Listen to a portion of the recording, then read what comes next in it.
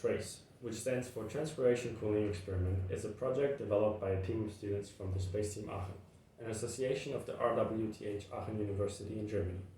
TRACE is part of the German-Swedish student program Rexus, which gives students the opportunity to conduct experiments on board a sounding rocket. The experiment aims to test and validate transpiration cooling heat shields on a re-entry vehicle in a free flight experiment. The transpiration cooling effect is achieved by blowing a cooling gas through a porous surface into the boundary layer surrounding the structure to reduce the thermal loads acting upon it. The reuse of the system can simply be achieved by refilling the cooling fluid tank. The TRACE free flight experiment will be carried in the nose cone of the Rexus rocket and jettisoned at an altitude between 70 and 90 kilometers, after which the TRACE capsule will fly back to Earth independently in a ballistic trajectory. The experiment's shape allows for passive aerodynamic stabilization during entry into the lower atmosphere as TRACE reaches speeds of up to Mach 3.2.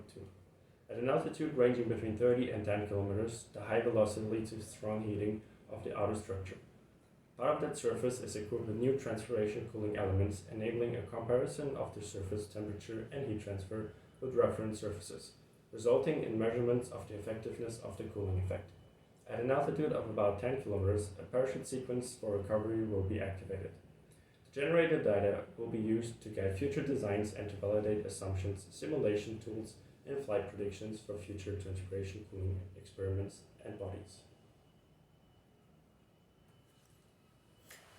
Hello,